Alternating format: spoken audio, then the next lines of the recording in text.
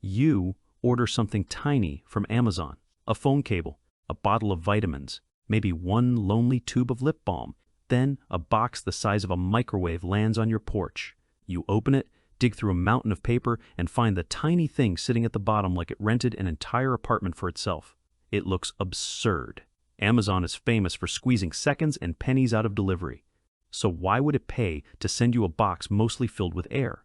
The easy answer is that somebody in the warehouse grabbed the wrong box. That probably happens sometimes, but it does not explain the system. The stranger answer is that the huge box may have been the cheapest safe choice available inside a machine built to ship almost anything. Amazon does not have one box for every product. It has a limited collection of standard sizes inside each fulfillment center. That sounds obvious until you remember what Amazon sells. Books, frying pans, toothbrushes, lamps, dog food, glass jars, garden tools, computer monitors, toys shaped like dinosaurs. Then customers combine those things in millions of different ways. A perfectly fitted box for every possible order would require an almost endless supply of box sizes. Every size would have to be manufactured, delivered, stored, replenished, and kept close enough for a packer to use quickly. That would solve the empty space problem by creating a completely different warehouse problem. So Amazon has to choose a smaller set of boxes that can handle a massive range of orders. Most of the time, one of them fits reasonably well. Sometimes the closest safe option is comically large. Amazon principal research scientist David Gasparino helped develop a tool called PackOpt to improve that box selection. The basic question sounds simple. Which small group of box sizes can cover the greatest number of real orders while wasting the least space? The math is not simple. Amazon described the problem as comparing more than 100 million past shipments against roughly 20,000 possible box dimensions.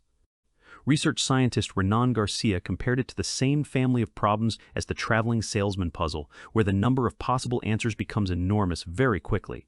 In plain English, Amazon cannot just look at one item and invent the perfect box. It has to design a box lineup that works across an entire fulfillment center. That is why a tiny item can end up in a box that looks wildly wrong. The box may not be the perfect box for your order. It may be the smallest acceptable box in the lineup available for that kind of shipment, but size is only part of the decision. A package also has to survive being pushed down conveyors, stacked with other packages, moved into trucks, dropped at sorting points, and carried to your door. A mailer is cheaper and lighter than a cardboard box.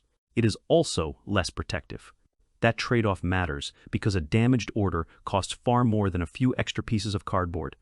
Amazon may have to refund the customer, replace the item, ship it again, process a return, and absorb the chance that the customer stops trusting the service.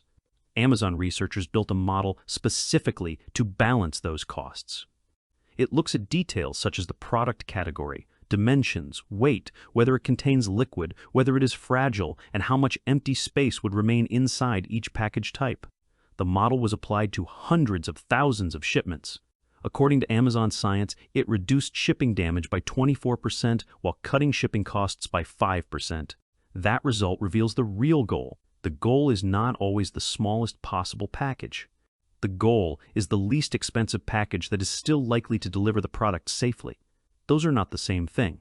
A small ceramic bowl and a folded t-shirt might have similar dimensions. One can survive a flexible mailer. The other may arrive as a bag of expensive crumbs.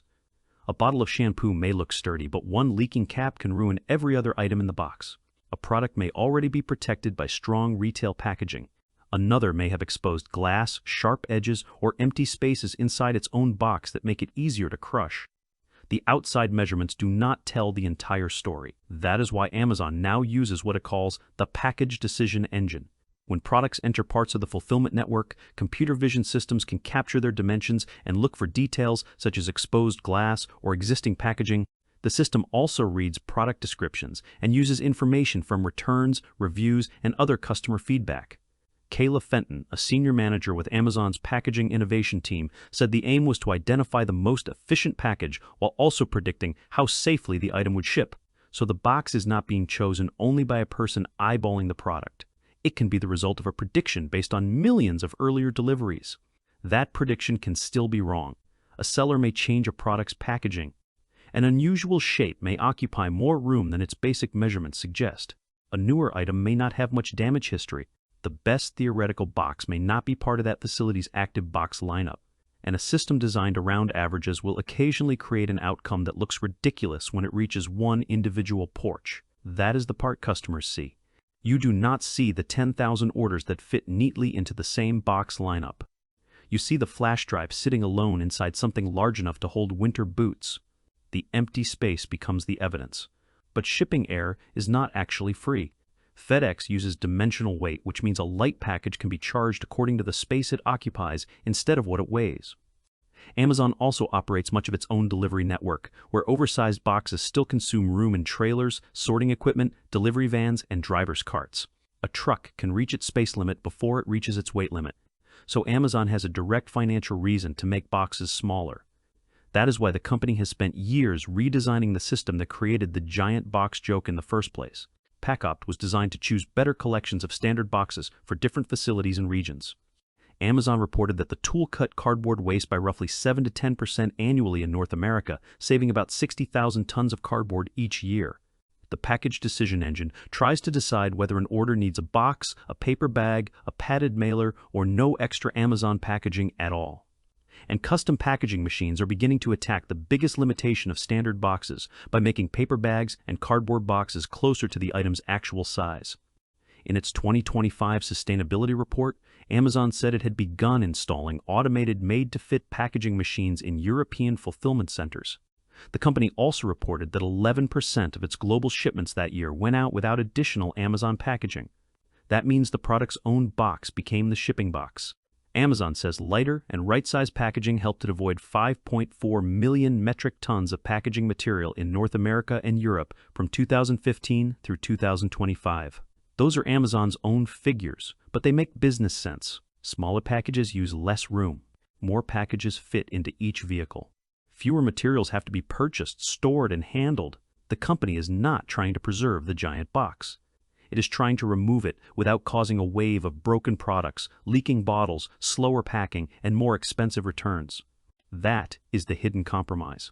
Amazon's packaging system is balancing material cost, warehouse speed, box availability, shipping space, product damage, and customer complaints at the same time. Make the packaging too cautious, and you waste cardboard and truck space. Make it too aggressive, and your new coffee mug arrives as gravel. The huge box happens in the uncomfortable space between those two mistakes.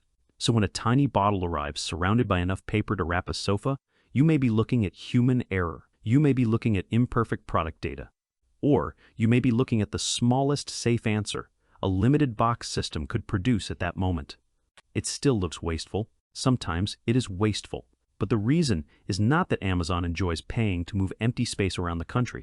It is that one packaging system has to handle hundreds of millions of products without slowing down, crushing them, soaking them, or sending them back for a second trip. That giant box is not just shipping air. It is the visible cost of making one packaging system handle almost everything.